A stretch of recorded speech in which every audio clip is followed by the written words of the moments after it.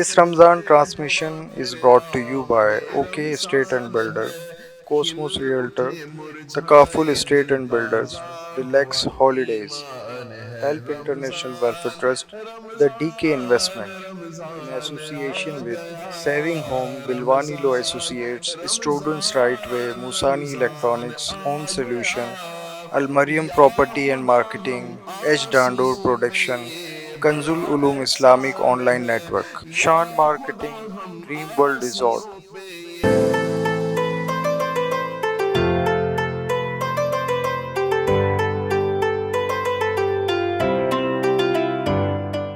اعوذ باللہ من الشیطان الرجیم بسم اللہ الرحمن الرحیم۔ اللہ تعالیٰ کا کروڑہا کرم اور شکر ہے کہ روزانہ کی بنیاد پر برکات رمضان کریم کے اس حسین اور بہترین ٹرانسمیشن میں ہم اور آپ ملاقات کرتے ہیں بہترین سیگمنٹ کے ساتھ جس کا نام ہے شان مصطفیٰ، اور الحمدللہ روزانہ کی بنیاد پر ہم اور آپ کلام سنتے ہیں، اور مجھے امید ہے کہ آپ کلام سن کر کے یقیناً آپ کو بڑا ذوق آتا ہوگا اور یقیناً آپ بہترین فیڈ بیک دیتے ہیں۔ اللہ تبارک و تعالی ہم سب کی اس سعی کو اور میمن چینل کی اس سعی کو اپنی بارگاہ میں قبول فرمائے۔ آئیے درود پاک پڑھتے ہیں۔ مولاي صل وسلم دائما ابدا على حبيبك خير الخلق كلهم مولاي صل وسلم دائما ابدا على حبيبك خير الخلق كلهم۔ سحر کا وقت تھا معصوم کلیاں مسکراتی تھی، ہوائے خیر مقدم کے ترانے گنگناتی تھی، ابھی جبریل بھی اترے نہ تھے کعبے کے منبر سے کہ اتنے میں صدا آئی یہ عبداللہ کے گھر سے۔ مولاي صل وسلم دائما ابدا على حبيبك خير الخلق كلهم محمد سيد الكونين والثقلين محمد سيد الكونين والثقلين والفريقين من عرب ومن عجم مولاي صل وسلم دائما ابدا۔ دھڑک اٹھے گا یہ دل یا دھڑکنا بھول جائے گا، دھڑک اٹھے گا یہ دل یا دھڑکنا بھول جائے گا، دل بسمل کا اس در پر تماشا ہم بھی دیکھیں گے۔ مولاي صل وسلم دائما ابدا مولاي صل وسلم دائما ابدا على حبيبك خير الخلق كلهم۔ هو الحبيب الذي ترجى شفاعته، هو الحبيب الذي ترجى شفاعته لكل حول من الأهوال مختهم مولاي صل وسلم دائما ابدا۔ ہم کو بلانا یا رسول اللہ، ہم کو بلانا یا حبیب اللہ، قولست طیبہ یا رسول اللہ، قولست طیبہ یا حبیب اللہ۔ ادب سے ہاتھ باندھے ان کے روضے پر کھڑے ہو گئے ہیں، ادب سے ہاتھ باندھے ان کے روزے پر کھڑے ہوں گے، سنہری جالیوں کا یوں نظارہ ہم بھی دیکھیں گے، ہمیں بلوائیں گے آقا مدینہ ہم بھی دیکھیں گے، مولایا صلی وسلم دائما ابدا علی حبیبک خیر الخلق کلہم۔ پہنچ جائیں گے جس دن اے اجاگر ان کے قدموں میں ہے، پہنچ جائیں گے جس دن اے اجاگر ان کے قدموں میں، کسے کہتے ہیں جنت کا نظارہ ہم بھی دیکھیں گے، مولایا صلی وسلم دائما ابدا یا ربی بالمصطفى بلغ مقاصدنا، یا ربی بالمصطفى بلغ مقاصدنا، واغفر لنا ما مضى يا واسع الكرم، مولاي صل وسلم دائما ابدا على حبيبك خير الخلق كلهم۔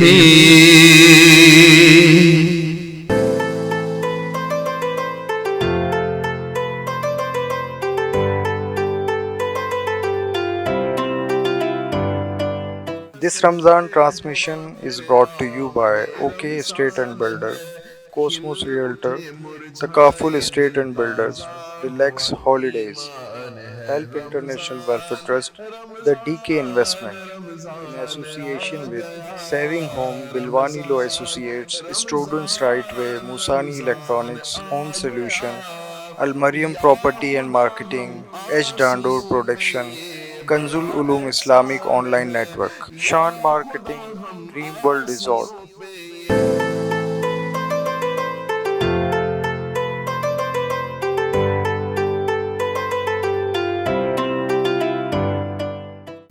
الحمدللہ، شان مصطفیٰ روزانہ کی بنیاد پر ہم اور آپ سنتے ہیں نبی کریم رؤوف الرحیم صلی اللہ تعالی علیہ وآلہ وسلم کی شان اور عظمت کے کیا کہنے۔ آقا کریم علیہ السلام کی بارگاہ میں چند کفار کافر آئے اور آقا علیہ السلام سے کہنے لگے کہ اگر آپ چاند کے ٹکڑے فرما دیں تو ہم آپ پر ایمان لے آئیں گے۔ یاد رکھیے گا، وہ ایمان نہ لائے، لیکن انہوں نے کہا کس سے ہے؟ اللہ کے محبوب سے، جنہیں رب تعالی نے بے شمار نعمتوں سے سرفراز فرمایا۔ آقا علیہ السلام نے حکم نہیں فرمایا، اشارہ فرمایا، چاند کے دو ٹکڑے ہو گئے۔ اور یہ یاد رکھیے گا، چاند کے دو ٹکڑے کرنا بھی حضور کا معجزہ ہے، اور چاند کو جوڑ دینا بھی ایک معجزہ ہے۔ یہ ہمارے نبی پاک علیہ السلام کی شان ہے۔ اسی طرح بارگاہ رسالت میں جانوروں نے بھی اپنی فریاد کی۔ ایک مرتبہ اونٹ بارگاہ رسالت میں حاضر ہوا اور اپنے مالک کی شکایت کرنے لگا۔ اس کا پورا واقعہ اس انداز سے ہے کہ ایک شخص تھا، وہ اپنے اونٹ پر ظلم کیا کرتا اس اعتبار سے کہ جب وہ بوڑھا ہو گیا تو اس نے اس کو چارہ دینا بھی کم کر دیا اور اب ذبح کرنے پر تلا ہوا تھا۔ تو اونٹ نے بارگاہ رسالت میں شکایت کی اور نبی پاک علیہ السلام نے اس اونٹ کی فریاد کو سنا۔ یہ شان ہے حضور کی کہ اونٹ کی بولی بھی حضور جانتے ہیں، جانوروں کی بولی بھی حضور جانتے ہیں، بلکہ یہاں تک کہ جس کو بولنا نہیں آتا حضور اس کی بولی بھی جانتے ہیں۔ یہ شان ہے حضور کی۔ اور پھر آقا علیہ السلام کے صحابہ نے کہا، یا رسول اللہ، وہ اونٹ جو ہے بدک گیا ہے۔ تو آقا علیہ السلام نے فرمایا کہ اس اونٹ کے پاس مجھے لے جاؤ، اور اس اونٹ سے حضور نے فرمایا کہ کیا وجہ ہے؟ تو وہ پہلے آ کر کے حضور کی بارگاہ میں سجدہ کرنے لگا اور کہنے لگا، یا رسول اللہ، مجھے میرے مالک نے جب جوان تھا تو خوب چارہ دیا اور مجھ سے کام بھی میانہ روی کے ساتھ لیتا، اب جو ہے چارہ بھی نہیں دیتا اور ظلم بھی کرتا ہے اور اب ذبح کرنے پر تلا ہے۔ تو نبی پاک علیہ السلام نے اس کے مالک کو سمجھایا۔ تو یہ دیکھیے کہ حضور کی شان اور عظمت کے کیا کہنے۔ اسی طرح ایک خاتون حضور کی بارگاہ میں اپنے بچے کو لے کر کے آئی اور عرض کرنے لگی، یا رسول اللہ، میرے اس بچے کو جادو ہو گیا ہے، شیطان اس پر حاوی ہو گیا ہے، اس انداز سے حاوی ہو گیا ہے کہ میرا بچہ جو ہے عجیب سی کیفیت میں مبتلا ہو جاتا ہے۔ اور اسی کے ساتھ ایک بچے کے بارے میں یہ بھی لکھا گیا کہ وہ بولنا نہیں جانتا تھا، یعنی وہ بول نہیں پاتا تھا۔ تو نبی پاک علیہ السلام نے اس بچے کو جس پر شیطان حاوی تھا اس کو اپنے مبارک اپنے پانی میں اپنا لعاب دہن داخل فرمایا اور پانی حضور نے دیا۔ وہ پانی پینے کے بعد حضور نے فرمایا کہ ہم چونکہ سفر پر نکلے ہیں، سفر کے بعد آئیں گے تو اس بچے کی کیفیت بتانا۔ وہ خاتون کہتی ہے، یا رسول اللہ، بچے کی کیفیت وہ ہے کہ جیسے اس پر شیطان حاوی ہوا ہی نہ تھا۔ اور دوسرا بچہ جس کے بارے میں لکھا گیا کہ وہ بچہ جس کے پاس بولنے کی صلاحیت تھی لیکن وہ بول نہیں پاتا تھا، آقا علیہ السلام نے اسے پانی دیا اور اس میں اپنا لعاب دہن داخل فرمایا اور پھر وہ بچہ ایسا بولتا کہ اس کے گھر والے بھی حیران۔ تو آقا علیہ السلام کی بے شمار واقعات حضور علیہ السلام کی شان و عظمت پر محیط ہے۔ اگر آپ بھی پڑھنا چاہتے ہیں تو آج کی اس نشست میں آپ کو کتاب ریفر کرتا ہوں، خصائص القبریٰ، حضور علیہ السلام کی شان، حضور علیہ السلام کے معجزات، حضور علیہ السلام کی سیرت کے حوالے سے مختلف واقعات اس کتاب میں درج ہیں۔ آپ اور ہم اسے پڑھیں گے مستقل تو انشاءاللہ بڑا فائدہ ہوگا۔ مجھے امید ہے کہ انشاءاللہ آپ اس کتاب کا مطالعہ کریں گے اور میرے لیے، میری پوری ٹیم کے لیے دعا گو رہیں گے۔ انشاءاللہ کل پھر ملتے ہیں آپ سے ایک نئے واقعے کے بعد، لیکن ابھی ہماری اور آپ کی ملاقات باقی ہے۔ ایک مختصر سے وقفے کے بعد پھر ہم اور آپ ملیں گے الطاف بھائی کے ساتھ اور ایک نئے مہمان ہمارے ساتھ ہوں گے۔ ملتے ہیں ایک مختصر سے وقفے کے بعد۔ ہمیں امید ہے کہ آپ اس پروگرام کو دیکھتے رہیں گے۔ السلام علیکم ورحمۃ اللہ۔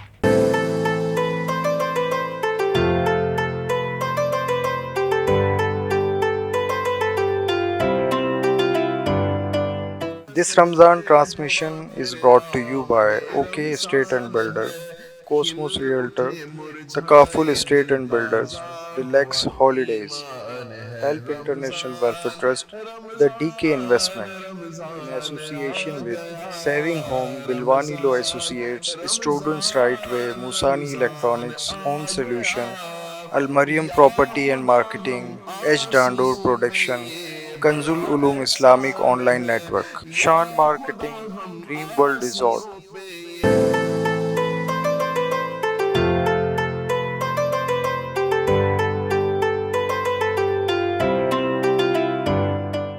اعوذ باللہ من الشیطان الرجیم، بسم اللہ الرحمن الرحیم۔ برکات رمضان کی آج کی اس خصوصی محفل میں میں آپ سب کو، آپ کا میزبان الطاف بیانی، خوش آمدید کہتا ہوں۔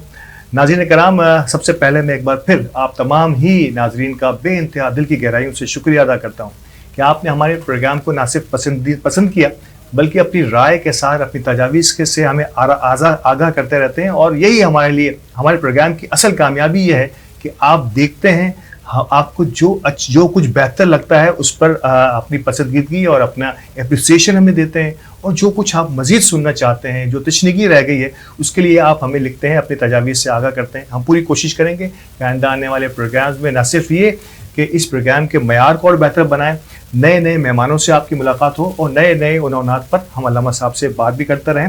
پروگرام کا آغاز روح پرور نعت اور احادیث مبارکہ سے ہو چکا۔ ایک بار پھر میرے ساتھ نشست پر موجود ہیں علامہ مدثر القادری صاحب، بہت بہت شکریہ علامہ صاحب پھر ہمارے ساتھ اس نشست میں بھی رہنے کے لیے۔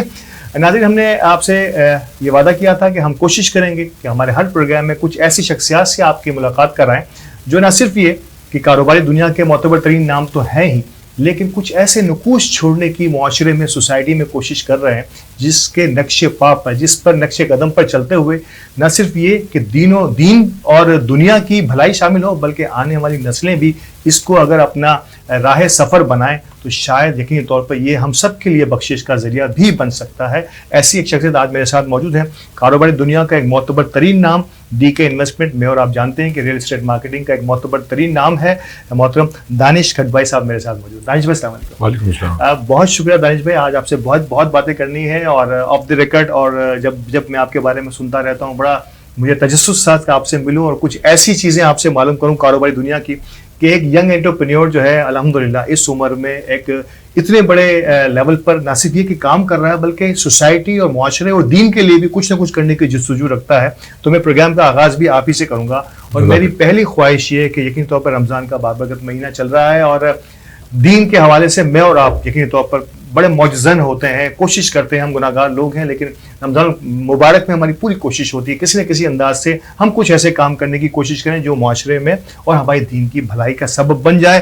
تو پہلے تو میں آپ کے بہت بڑے پروجیکٹ پر بات پہ آؤں گا، لیکن اس پروجیکٹ میں آپ نے ایک بڑی جو ہے ہاربر وسٹا کے نام سے آپ نے جو پروجیکٹ شروع کیا ہے ٹاور کھڑادر کے پاس، اس پر ایک بڑا ایک اہم ترین کام آپ نے کیا کہ جمعے کی نماز کو 4 بجے کے آس پاس کو آپ نے وقت رکھا ہے، اور یہ سب سے میرا خیال ہے کہ جمعے کی نماز ادا کرنے والوں کے لیے سب سے آخری حد ہوگی، اور میرا خیال ہے کہ یہ آپ کی سوچ جو میں سمجھتا ہوں یہی ہوگی کہ جو لوگ اس وقت بھی کہیں بھی کسی بھی وجہ سے ضروری نہیں ہوتا کہ کوئی بندہ صرف سوتا ہی رہ گیا ہو، اور بہت ساری وجوہات بھی ہوتی ہیں، تو آپ نے یہ آخری وقت معین کیا۔ پہلے تو یہ بتائیے کہ اس کی بیک آف دی مائنڈ یہ بڑا یونیک سا آئیڈیا مجھے لگا، اور نو ڈاؤٹ یہ بہت بڑی بھلائی اور خدمت کا کام بھی ہے، اور دین کا کام تو ہے ہی۔ کیا بیک آف دی مائنڈ دانش بھائی آپ نے سوچا کہ کوئی 4 بجے کے آس پاس کا وقت ہونا چاہیے، اور ایگزیکٹ ٹائم کیا رکھا ہے آپ نے اس کا؟ الطاف بھائی، اس کا ایگزیکٹ ٹائم 4:05 ہے۔ گریٹ۔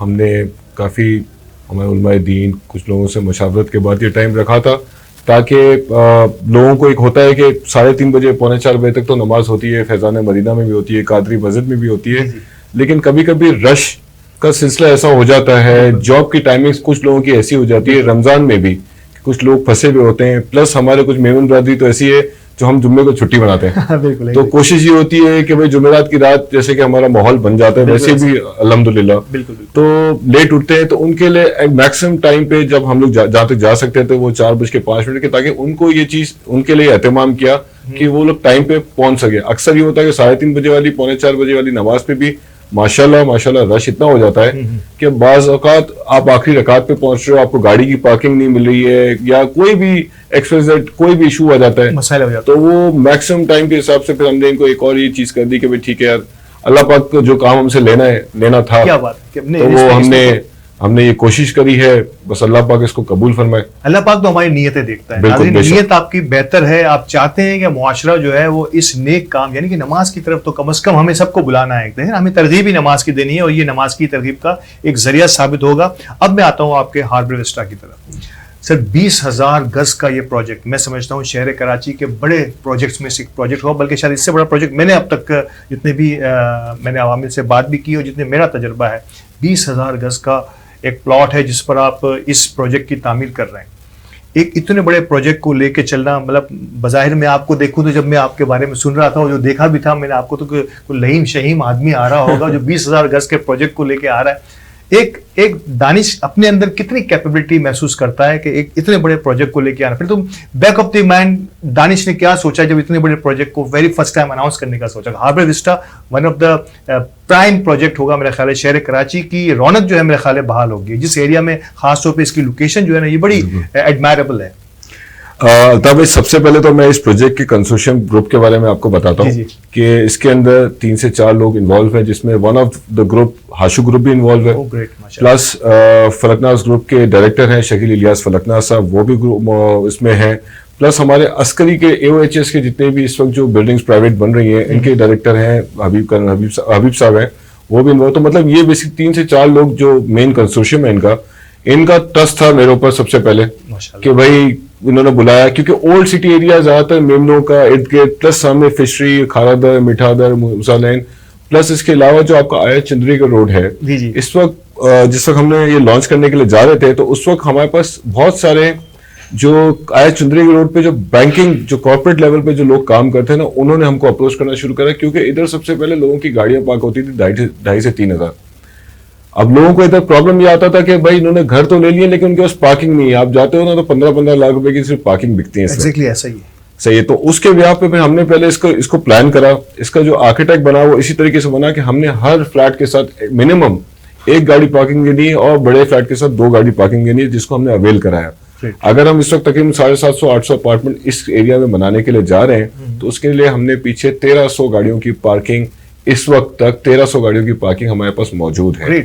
پلس اگر ہم باہر 17 شو رومز بنا رہے ہیں, ہم خود اپنا سروس ایریا بنا رہے ہیں جس کو کٹ لائن بھی کہتے ہو, جس کے اندر ہم اپنے بینکس اور فوڈ چینز کو ٹارگٹ کر رہے ہیں تاکہ اس ایریا کی جو رونق ایک ہے وہ اور دوبالا ہو جائے. ویسے ہی کھارادر تو آپ کو پتا ہے وہ کہتے ہیں نا سٹی نیور سلیپس, تو کھارادر اور ہمارے سوتا نہیں ہے. تو ہم نے باہر اپنا خود 150 سے 200 گاڑیوں کی باہر کی وزٹرز پارکنگ بنائی ہے. پلس ہمارا جو پروجیکٹ ہے وہ 65% پہ بنایا جا رہا ہے. آؤٹ آف 20,000 یارڈس پہ صرف 65,000 مطلب سرکولیشن ایریا ہمارا 35% سرکولیشن ایریا رکھا ہوا ہے, بہت بڑا. پوڈیم لیول پہ 3rd فلور پہ ہم پورا گارڈن بنایا ہے. اس کے بعد ہمارا 1st فلور نکلے گا, جو کہ ہمارا دیکھا جائے تو ایگزسٹنگ جو سراؤنڈنگ کی بلڈنگز ہیں نا ان کے 5th فلور پہ ہمارا 1st فلور ہوگا. 3 ٹاورز ہیں, ہر ٹاور کے اوپر 5 لفٹیں ڈالی ہیں, ہائی پاورڈ لفٹ ہیں. مین کانسیپٹ یہ تھا کہ ادھر کے ایریا کو ایک کلفٹن ہو گیا, ڈیفینس ہو گیا, بھادرآباد ہو گیا, ہمارے بہت سارے پرانے ہمارے والدین ہیں ان کی طریقے کے لوگ وہ بولتے ہیں بھائی ہم کو اس ایریا سے نکلنا نہیں ہے. تو ان کو وہ ماحول کریٹ کرا کے دینا ایک ویژن ہے ہمارے ڈائریکٹرز کا, جس کو اب ہم آگے لے کر چل رہے ہیں. ادھر سب سے پہلے یہ کہ آپ نے پھر مجھے جس طریقے سے پوچھا کہ میں کس طرح میرا رول سب چیزیں, دیکھیں وہ کہتے ہیں نا کہ پورا سمندر کا پانی کوئی بھی نہیں پی سکتا. تو میرا اپنی کمپنی کے حساب سے ڈی کے انویسٹمنٹ کے حساب سے ایک کانسیپٹ ہے کہ جو بھی سراؤنڈنگ کی جو کمیونٹی برادری جو ریل اسٹیٹ برادری ہوتی ہے ان کو ساتھ لے کر چلوں. ان کے ساتھ میں سب سے پہلے کیا ہوتا ہے کہ ان کے ساتھ ایک کوئی بھی ڈیل بنا کے کہ بھائی ان کے ساتھ کوئی بندہ آتا ہے تو ان کو اس کے کسٹمر کو کیا کنسیشن دینا ہے, بالکل صحیح ہے, ان کو کیا ریبیٹ دینا ہے, کمیشن دینا ہے, اس طریقے سے میں ایک اپنی اسٹرینتھ بنا کے ادھر چلتا ہوں جس ایریا میں کام کرتا ہوں. بالکل اس میں جیت یہ بھی ہوتی ہے کہ بیسکلی دیکھو آپ بیٹھے ہوئے ہو تو ہمارے پاس صحیح ڈیجیٹل میڈیا ہے, سب چیزیں ہیں, سیلس ایجنٹس ہیں, وہ اپنی طریقے سے کام کر رہے ہوتے ہیں. لیکن جو یہ لوگ ہیں نا اندر کے پرانے, یہ جو آپ کے لیے ایفرٹ کرتے ہیں نا اور کہتے ہیں نا کہ آپ نصیب جب جوڑتے ہو تو نصیب بڑھتا ہی ہے. سب کے نصیب کا کھا سکتا ہے, تو کسی کو کچھ نہیں پتا آپ کس طریقے سے کر رہے ہو, وہ میں ان کے نصیب کا کھا رہا ہوں یا وہ میرے نصیب سے کھا رہے ہیں, کچھ بھی ہے وہ اللہ کو پتا. بالکل. تو کوشش ایفرٹ یہی ہوتا ہے کہ ایک ٹیم ایفرٹ ہو ایریا کے حساب سے. کیا بات ہے, سنا آپ نے ایک ریل اسٹیٹ مارکیٹنگ کا معتبر ترین نام, یعنی کہ وہ چاہیں تو بہت کچھ کر سکتے ہیں. کس طرح سے تقسیم رکھی ہے انہوں نے اپنے ڈی کے انویسٹمنٹ کی, اگر میں بات کروں تو تقسیم رکھی ہے کہ سارے سمندر کا پانی کوئی ایک شخص یا کوئی ایک کمپنی نہیں پی سکتی. کیوں نہ اس کو اس طرح سے بانٹ دیا جائے کہ سب لوگ اس سے اپنی پیاس بجھا سکیں یا اس سے بہرمند ہو سکے. علامہ صاحب پروجیکٹ تو آپ نے سن ہی لیا اور نو ڈاؤٹ کہ یہ اپنی نوعیت کا ایک منفرد ترین پروجیکٹ ہوگا, اور مجھے خوشی اس بات کی ہو رہی ہے کہ یہ میرے بھی آبا و اجداد کا علاقہ ہے. ٹھیک ہے نا, اسی علاقے سے ہم لوگ اٹھ کے جو ہے اب دنیا بھر میں پھیل چکے ہیں, لیکن یہاں سے ہم سمجھتے ہیں کہ میمن کمیونٹی کا آبائی گھر جو ہے نا, ہماری برتھ پلیس جو ہے نا وہ یہی ہے. یہاں پر ایک تو پروجیکٹ, اس کے بعد جو پہلا آغاز میں نے کیا کہ آغاز جو ہو گیا ہے نا وہ جس کام سے ہو گیا ہے کہ جمعے کی نماز کے لیے ایک ارینجمنٹ پہلے کر دیا گیا. یعنی کہ ابھی میرا خیال ہے کہ آغاز ہے, آغاز ہی میں پہلا قطرہ بارش کا جو ہے وہ آ گیا جمعے کی نماز کا. اور یہ اتنا بڑا اپرچونٹی لوگوں کو ملی ہے کہ شاید اب کو عذر نہیں ہونا چاہیے کہ مجھے وقت نہیں ملا.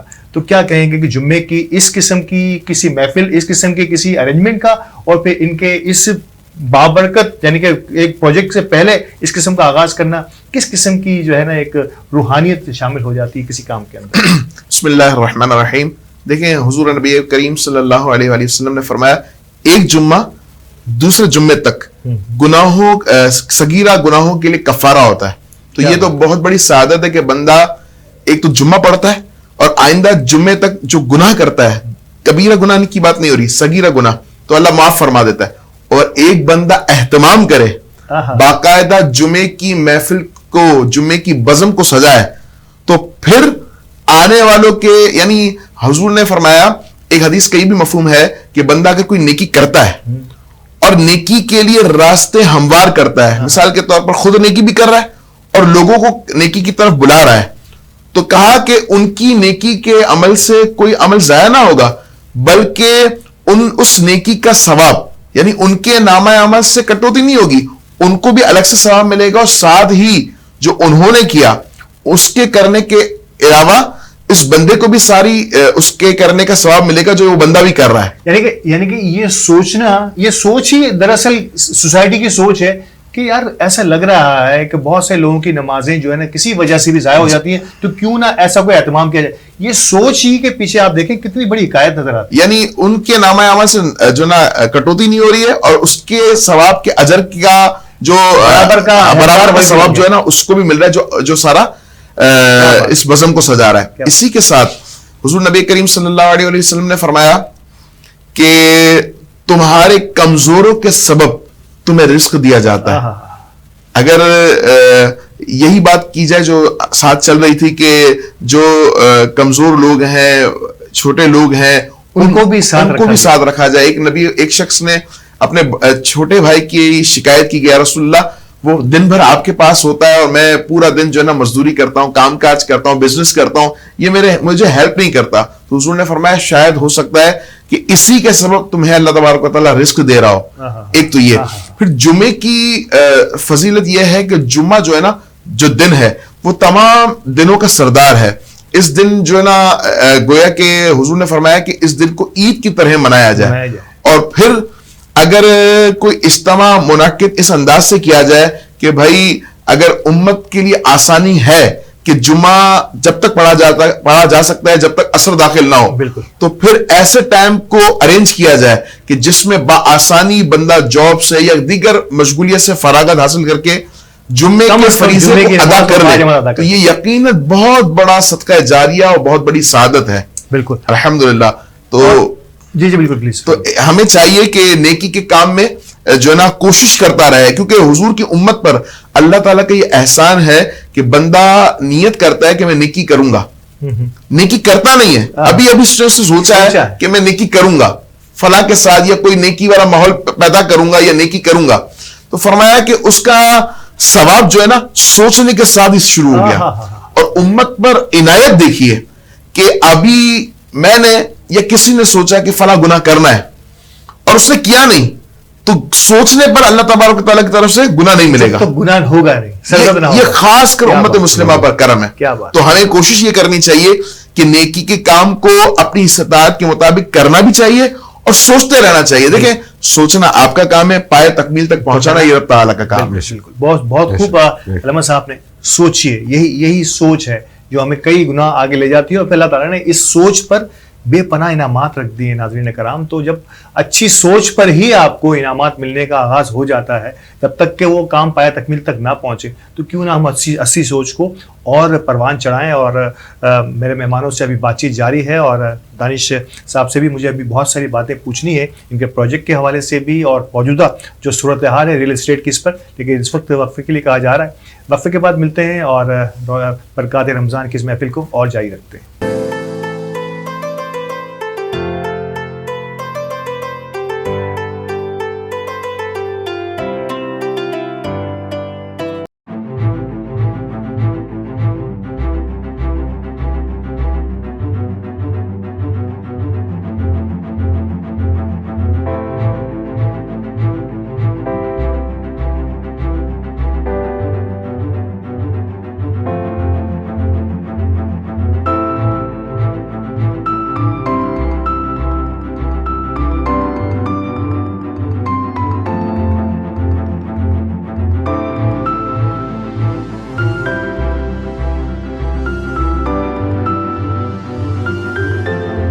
کراچی کی سب سے بڑی اور ڈیولپڈ سوسائٹی بحریہ ٹاؤن کراچی کی شہرک جنا ایونیو مین انٹرنس سے بمشکل 1 منٹ کے فاصلے پر ایک modern financial centre Cosmos business tower, ground plus 15 floors پر مشتمل ایک سٹائلش گلاس آرکیٹیکچر, گلاس وال سے بحریہ ٹاؤن کی دلکش ویوز کاسموس بزنس ٹاور کے آفس کو اور بھی اٹریکٹیو بناتے ہیں. کاسموس بزنس ٹاور میں انویسٹمنٹ یا دیگر تفصیلات کے لیے رابطہ کریں.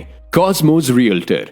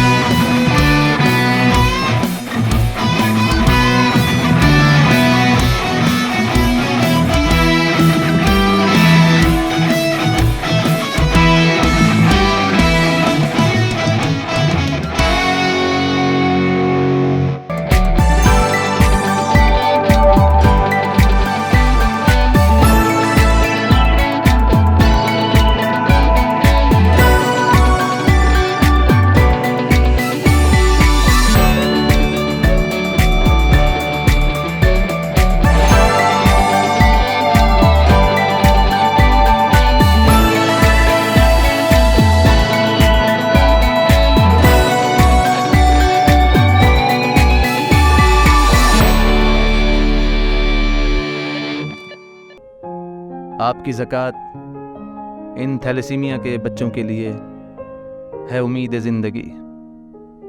آئیں اس ماہ رمضان میں بڑھ چڑھ کر اپنی زکوٰۃ ہیلپ انٹرنیشنل ویلفیئر ٹرسٹ کو دیں.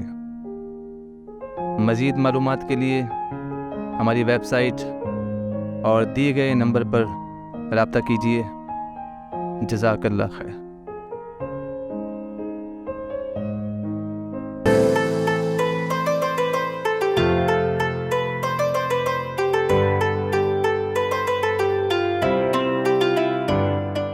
ایک بار پھر خوش آمدید برکات رمضان کی اس روح پرور محفل میں. اور آغاز یقینی طور پر بہت ہی پرتپاک ہوا اور ہمیں پتہ چلا کہ شہر کراچی اب بھی روشنیوں کا شہر ہے اور کچھ لوگ اسے مزید روشنیوں سے منور کرنے کی کوششوں میں مصروف عمل ہے. اور جب اولڈ سٹی ایریا کی ہم بات کرتے ہیں تو ایک عرصے تک اسے نگلیکٹ کیا گیا، لیکن اب کچھ لوگوں نے یہ بیڑا اٹھایا ہے.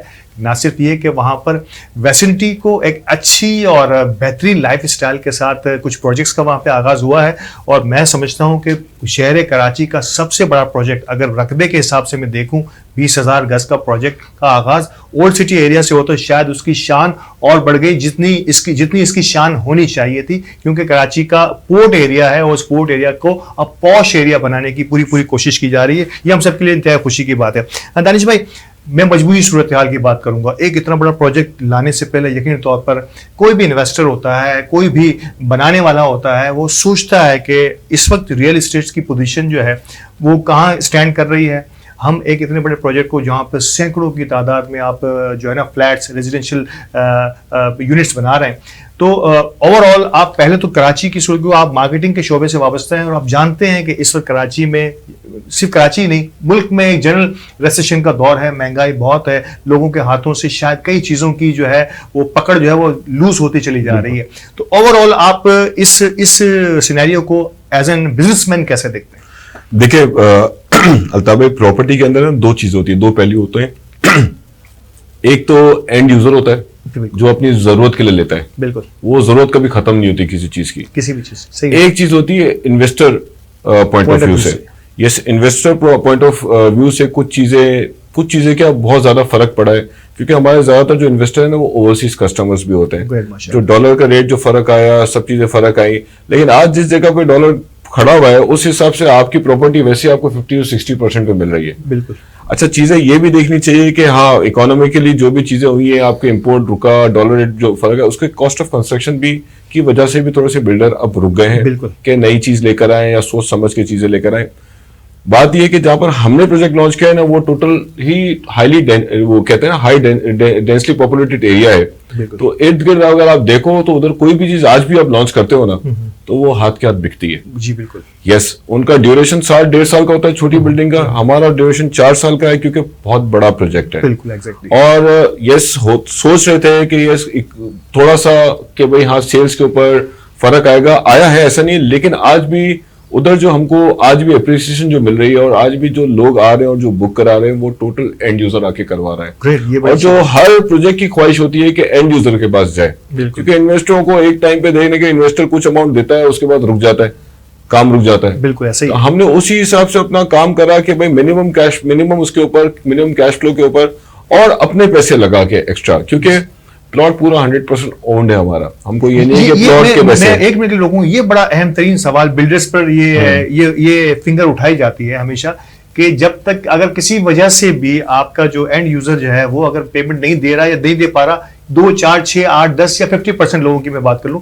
تو باقی 50% بھی سفر کرتے ہیں. وہ کام کی جو رفتار ہے وہ اتار چڑھاؤ کا شکار رہتی ہے. یہاں آپ نے بڑی اہم ترین بات کی کہ ہم نے اینڈ یوزر پر رکھا، ریلائے تو ضرور کیا لیکن اتنا نہیں کیا. ہم اپنے انویسٹمنٹ کو لگاتے چلے جائیں گے اور جب تک کہ یہ پروجیکٹ کمپلیٹ نہیں ہوتا ہم کوشش کریں گے کہ اس کو بہت بہتر انداز میں آن ٹائم کرنے کی کوشش کریں گے. یہی کہنا چاہ رہے ہیں. بالکل بالکل الطاف بھائی، بات یہی ہے. سب سے بڑا جو بلڈرز کے ساتھ یا کچھ ایشو آتا ہے کہ ہم نے ایک ٹائم نکالا جس میں کوئی بھی ادھر ماشاءاللہ سب جتنے بھی بلڈر ہیں نامی گرامی بلڈر ہیں ماشاءاللہ، اور ڈیلیوری یہاں تک کہ آپ دیکھیں کہ کراچی کا نام، کراچی کے بلڈر کا نام آتا ہے تو پورا پاکستان کے دنیا میں کہیں پر بھی اوورسیز کو ایک ہوتا ہے تو وہ کراچی کے بلڈر کو خیر مقدم کرتا ہے. چاہے ہمارا کراچی کے بلڈر پنجاب بھی چلا جائے گا تو ادھر بھی ان کو جتنا ٹرسٹ لیول ہے وہ کرتا ہے.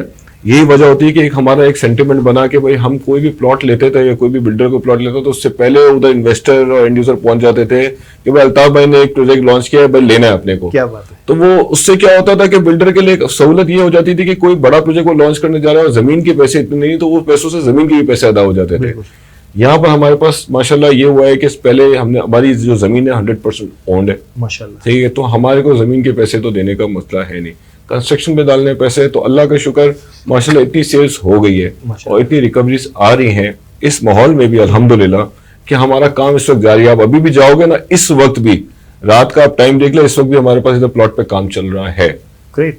صحیح. ہمارے ساتھ پاس یہ ہوتا ہے کہ ادھر تھوڑا سا بزنس ایریا ہے تو تھوڑا ہیوی ٹریفک صبح میں ہوتی ہے تو ہمارے پاس رات کو اس کا پروویژن مل جاتا ہے کہ رات کو ہم پھر اپنا کام شروع کرتے ہیں بہت تیزی سے, کیونکہ ٹریفک کا پھر کوئی ایشو نہیں آتا. تو اس وقت بھی آپ جاؤ گے تو اس وقت تیزی سے کام چل رہا ہے الحمدللہ, اور ہم لگے ہوئے ہیں کہ انشاءاللہ آن ٹائم جس طرح سے ہم نے ایک کمٹمنٹ کری تھی اور جس طرح سے لوگوں کا بھروسہ آیا ہمارے اوپر, ہم اس کو انشاءاللہ تعالیٰ پورا اتریں. نو ڈاؤٹ بڑے گروپس کا آپ نے نام لیا جو آپ کے ساتھ یہاں ہیں, آپ کا حصہ بھی ہیں. آپ نے فلک ناز کا ذکر کیا. فلک ناز کے محترم فیاض بھائی جو ہیں وہ آباد کے بھی چیئرمین بھی رہے ہیں اور اب بھی ایکٹیو ترین لوگوں میں سے ایک ہیں. کیسے دیکھتے ہیں آباد اور بلڈرز کا جو ایک کوآرڈینیشن ہے, بڑا ہی سپورٹیو بلڈرز کہتے ہیں, کیا آپ سمجھتے ہیں کہ آباد کی جو بھی اب تک کی صورتحال ہے وہ بڑی حوصلہ افزا رہی ہے؟ سر میں اپارٹ فرام دس پروجیکٹ اگر میں بات کروں, جس طرح فیاض بھائی بھی اس ٹائم پہ آباد کے چیئرمین تھے, انہوں نے نیپرا سے بہت لڑا تھا. سب سے بڑا ہمارے ساتھ ایشو یہ آتا تھا کہ اگر ₹1 کا یونٹ ہمارا اگر جب لگاتے ہیں KSC کا ہے تو وہی چیز آپ سمجھو کہ مطلب آپ ₹4 کا یونٹ اگر KSC کا ہے تو ₹1 کا ادھر لاہور میں ملتا تھا. مطلب ہمارا کو اتنا زیادہ انہوں نے وہ کرا ہوا تھا. فیاض بھائی نے اس وقت وہ کیس لڑا, عمران خان صاحب اس وقت پرائم منسٹر تھے تو ان کی سنوائی ہوئی اور ہمارے کو جو ریٹس پہ پنجاب کے اندر بجلی لگتی تھی اسی ریٹس کے اوپر KEC نے بھی پرووائڈ کرنا شروع کر دیا. بہت بڑی اچیومنٹ تھی, بہت سالوں سے چل رہی تھی. اس دفعہ ابھی اس وقت الطاف طائی صاحب ہیں.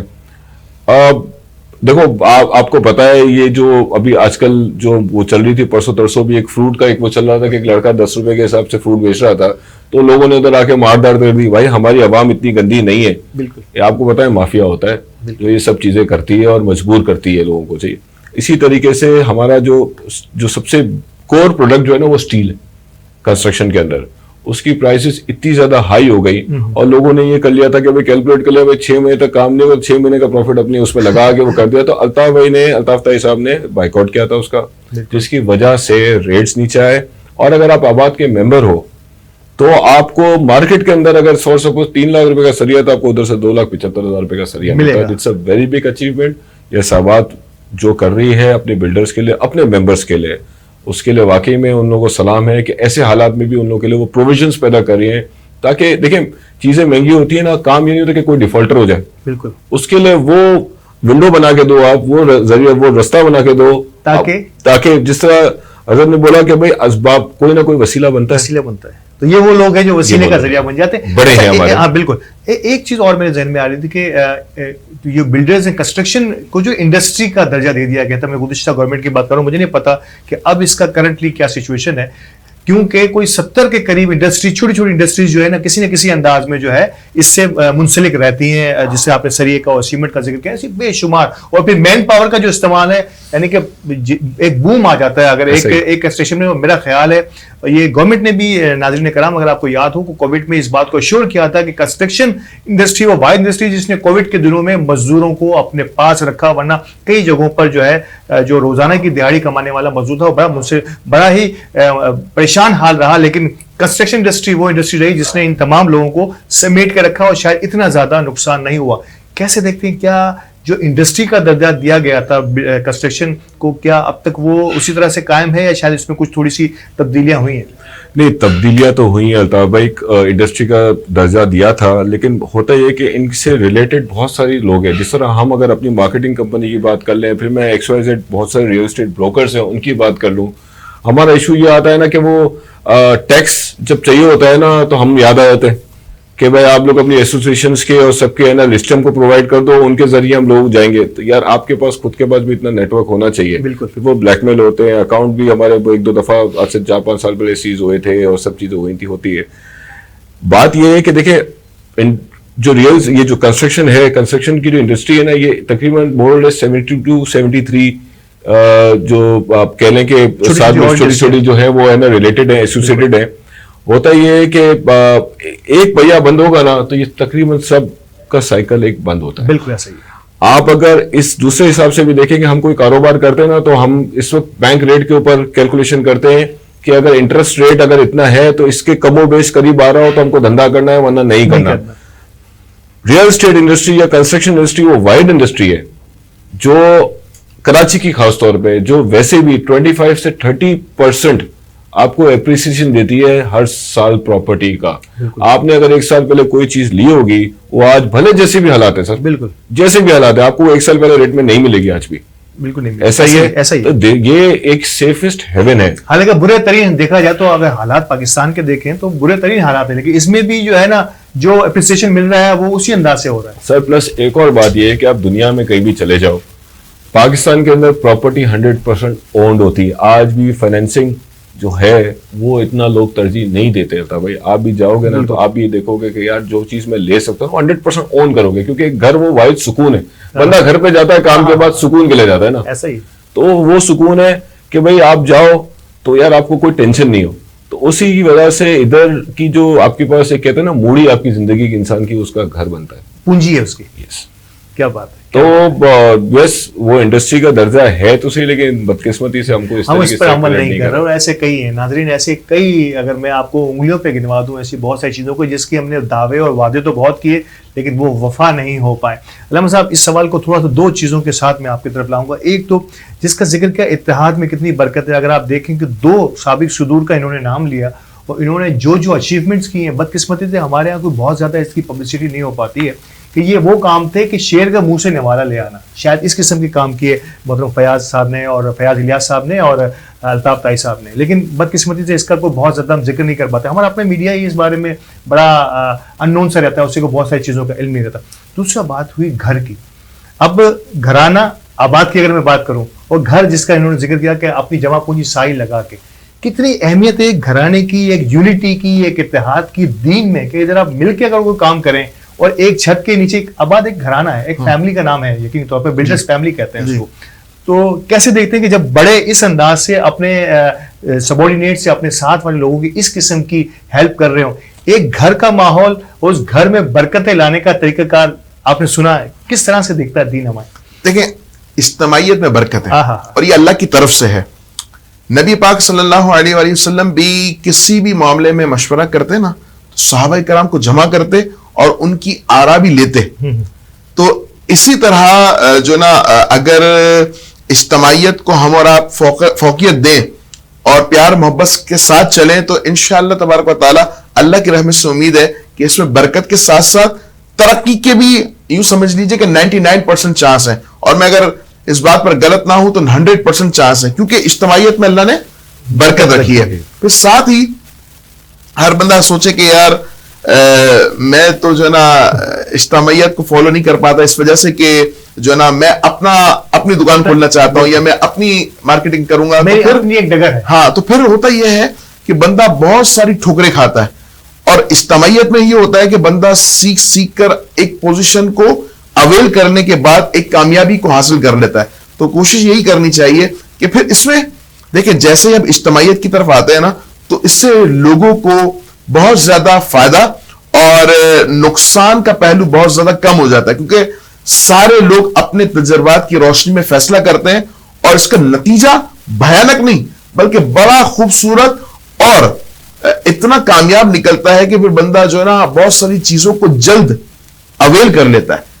ورنہ اگر اکیلا چلے نا تو پھر آپ کو پتا ہے اکیلے بندہ, ہم آفر میں بات کر رہے تھے, تو اکیلا بندہ کہاں تک پہنچے گا. اجتماعیت میں یہ ہوتا ہے کہ کام بٹتا ہے, اور جب کام بٹتا ہے تو ہر جگہ جو نا سکون آ جاتا ہے. پھر محبت اللہ کی طرف سے ایسے آ جاتی ہے کہ بندہ اس کو ہوم تصور کرتا ہے کہ ایک تو میرا گھر ہے, اس کے علاوہ جو میرا کاروبار ہے نا, جو میرا پروفیشنل ہے, وہ بھی ایک گھر کی طرح ہے جس کو میں نے آگے بڑھانا ہے, ایک منزل تک پہنچانا ہے. تو اجتماعیت میں برکت ہے, اسی کو تھام کر رکھے بندہ اور اسی میں رہے, اپنی سوچ اور اپنی میں یہ الفاظ یوز نہیں کرنا چاہ رہا تھا لیکن چونکہ آپ نے کر دیا تو یہ نہ کرے. بالکل یہ ڈیڑھ سے والا معاملہ یہی ہوتا ہے کہ بندہ پھر ناکام ہوتا چلا جاتا ہے. وہ سوچتا ہے کہ میں اپنے آپ میں کچھ ہوں, ٹھیک ہے, اپنے آپ کو بندہ موٹیویٹ کرے کہ ٹھیک ہے میرے پاس کانفیڈنٹ ہے, میرے پاس تجربہ ہے, مجھے بولنا آتا ہے, میں سمجھدار ہوں, میرا تجربہ ہے. لیکن وہ تجربہ آپ کی حد تک اس حد تک رہتا ہے کہ اگر آپ اپنے طور پر کام کر رہے ہیں, لیکن اگر آپ اجتماعیت کے ساتھ مل کر کام کر رہے ہیں نا تو وہی تجربہ یوں سمجھ لیجئے کہ اتنا شوٹ کرتا ہے آپ کو, جو ہے نا بوسٹ کرتا ہے, اتنا آگے کی طرف لے جاتا ہے کہ جس میں جو ہے نا پھر یوں سمجھ لیجئے کہ بندہ فیلئر میں داخل نہیں ہوتا, کامیاب ترین ہو جاتا ہے. تو اجتماعیت میں برکت ہے. اس کو میں نے اس لیے بار بار یوز کر رہا ہوں تاکہ بندہ ہر اعتبار سے اس کو سمجھ لے کہ اسی میں برکت ہے. بالکل ایسے ہی ہے. اور اجتماعیت کی برکت کا اگر میں ایک اور مثال دے دوں کہ دیکھا ہم نے با جماعت نماز کی برکت کا, یہ اجتماعیت ہے. اس سے تھوڑا سا آگے جائیں, جمعے کی نماز کا ذکر ہوا, یہ اس سے بڑی عید جامع مسجد میں جا کے ہمیں نماز ادا کرنی ہے, اور اس سے آگے جائیں تو عید کی نماز عید گاہوں میں جا کے ادا کرنی ہے. یہ ہے وہ اجتماعیت کا اصل مقصد, کانسیپٹ. اور اگر میں اور مثال اگر آپ دینا چاہوں تو اگر آپ انسان تو ہم تو بڑے اشرف المخلوقات ہیں, جانور بھی اپنی ریوڑ سے علیحدہ ہوتا ہے تو کسی نہ کسی درندے کا شکار ہو جاتا ہے. آپ نے دیکھا ہوگا, میں اور آپ یقینی طور پر نیشنل جیوگرافک میں اینیملز پلانٹ پہ دیکھتے ہیں کہ جب بھی ریوڑ سے کوئی جدا ہوتا ہے وہ کسی نہ کسی شیر یا چیتے کا شکار ہو جاتا ہے. تو اجتماعیت کی جو برکت ہے یقینی طور پر اس کو دین نے ہم پہ نافذ کیا ہے, تو اس کی برکتوں سے تو میں اور آپ ہمیں انکار ہونا ہی نہیں چاہیے. پروگرام بڑے ہی دلچسپ موڑ پر ہے اور ختم کرنے کا دل تو نہیں کرتا, لیکن یقینی طور پر ایک وقت میں مقید ہے ہمارا یہ کھیل, ہمارا یہ پروگرام. لیکن بدقسمتی سے انشاءاللہ کچھ باتیں جو رہ گئی ہیں وہ ہم اگلے کسی پروگرام میں ضرور پوری کریں گے, اور ہمارے مہمانوں کو دعوت دیں گے کہ آئیں اور بہت ساری جو تشنیگی رہ گئی آج کے اس پروگرام میں اس کو مکمل کریں. علامہ صاحب ایک بار پھر آپ کا بے حد شکریہ کہ آپ ہمارے ساتھ موجود ہیں, اور انشاءاللہ تعالیٰ یہ آپ کی موجودگی ہمارے ساتھ تا دیر رہے گی, یہ آپ کا ہم سے وعدہ ہے انشاءاللہ. بالکل دانش بھائی بہت بہت شکریہ, بڑی بہترین باتیں آپ سے سننے کو ملی, اور wish you best luck for your Harbour vista.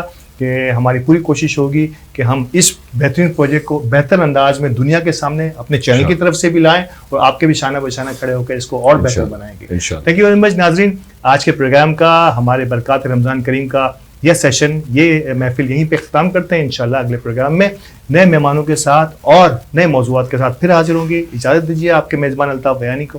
اللہ نگہبان.